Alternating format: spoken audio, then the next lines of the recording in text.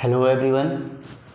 आज हम बात करेंगे क्लास 12 चैप्टर 3 मैट्रिसेस के बारे में। ठीक है, तो आज सबसे पहले हम मैट्रिक्स का इस क्लास में जो है इंट्रोडक्शन देखेंगे। ठीक है, आज हम मैट्रिक्स का देखेंगे इंट्रोडक्शन। मैट्रिक्स होता क्या है, ठीक है, क्योंकि जब तक हमें मैट्रिक्स की समझ नहीं होगी, इससे रिलेटेड, इससे जो भी इसका जो है प्रॉपर्टी होता है, जो भी इसका टाइप होता है, इससे रिलेटेड एग्ज़ाम में क्वेश्चंस क्या पूछे जाते हैं, इन सभी के लिए सबसे पहले इसका इंट्रोडक्शन समझना ज़रूरी है। ठीक है, तो देखिए सबसे पहले समझते हैं कि मैट्रिक्स होता क्या है। मैट्रिक्स, ठीक है, it is a rectangular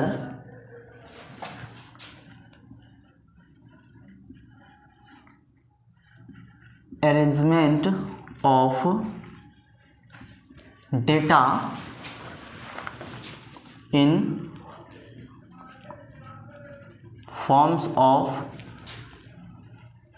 rows and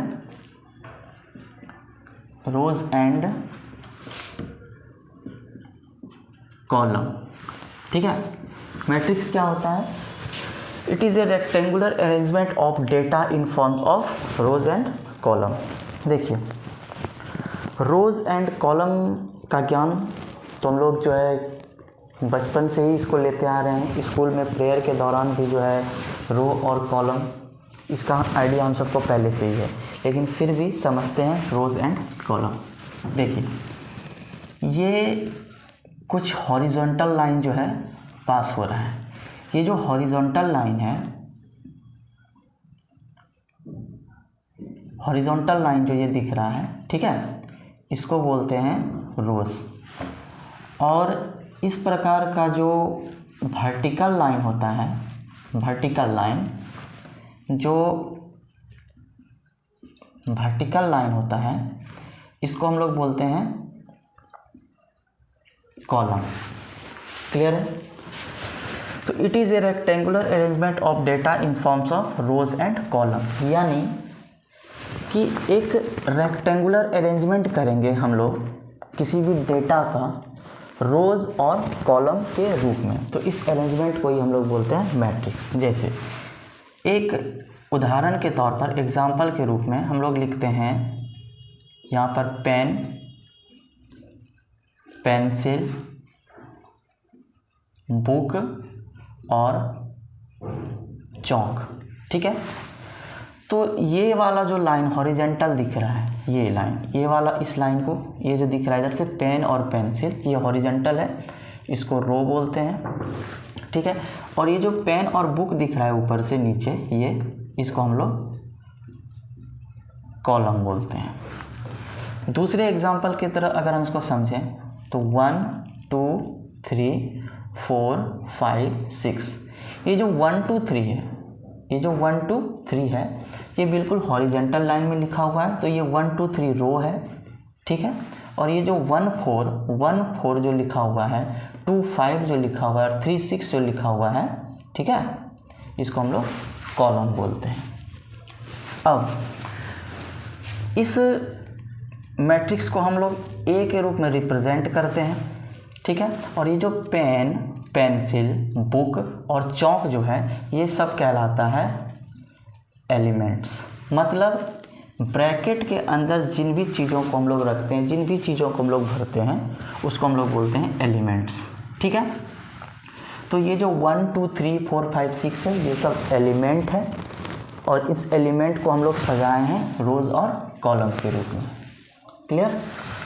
तो ये हो गया रो, ये हो गया कॉलम, और इस ब्रैकेट के अंदर जिस भी चीज़ों को हम लोगों ने रिप्रेजेंट किया, वो प्रत्येक चीज़ जो कहलाता है, वो कहलाता है एलिमेंट।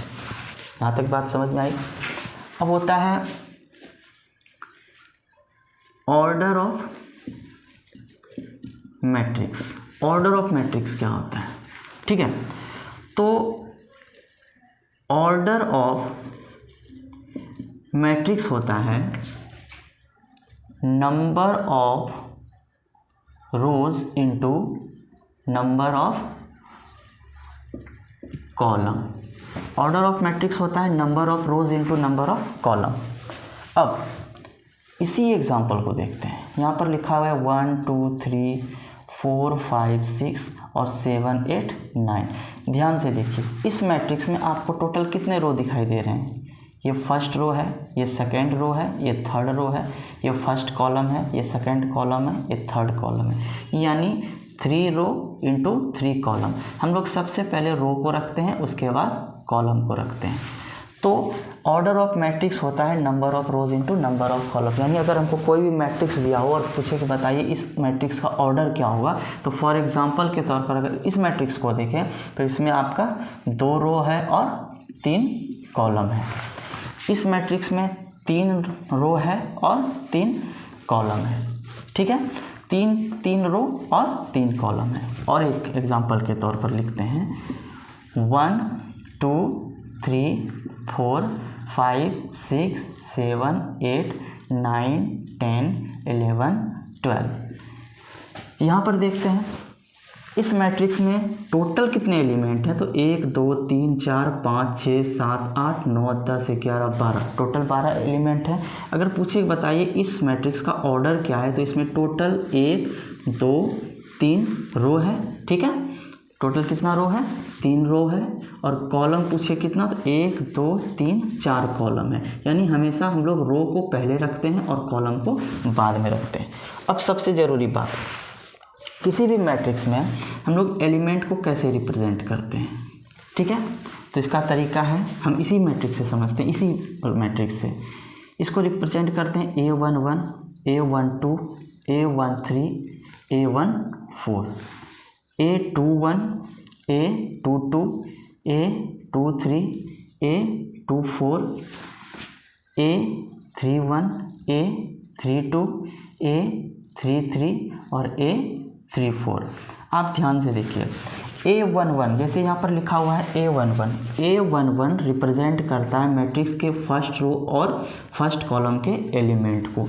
तो यहाँ से देखकर हम लोग बता सकते हैं कि इसका पहला रो और पहला कॉलम का एलिमेंट है 1। अब एग्जांपल के तौर पर A32 इसका मतलब होता है इस मैट्रिक्स का वो कौन सा एलिमेंट है, A32, जो थर्ड रो में हमेशा इसको रो और इसको कॉलम बोलते हैं। तो इसका थर्ड एलिमेंट इस मैट्रिक्स का थर्ड रो और सेकंड कॉलम में कौन एलिमेंट है, तो फर्स्ट रो, सेकंड रो और थर्ड रो।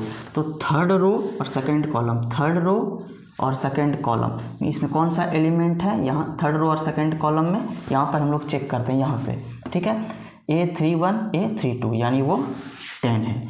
सिमिलरली ठीक है, हम चेक करते हैं A25 का मतलब होता है उस मैट्रिक्स का सेकेंड रो और फिफ्थ कॉलम में कौन सा एलिमेंट है, A25। अब चूंकि इस मैट्रिक्स में कहीं पर भी आप ध्यान से देखिए, second row fifth column, first row second row third row, column तो पांचवा है ही नहीं। ठीक है, तो यहाँ पर कुछ नहीं है तो 0 होगा। और अगर इसी में अगर यहाँ पर लिखा हो A24 का मतलब इस मैट्रिक्स का सेकेंड रो कौन सा है, फर्स्ट रो सेकेंड रो, और सेकेंड रो का चौथा कॉलम यानी ARC, इसका मतलब होता है ये रो हुआ और ये कॉलम को रिप्रेजेंट करता है। तो इसका सेकेंड रो और फोर्थ कॉलम में 12 है।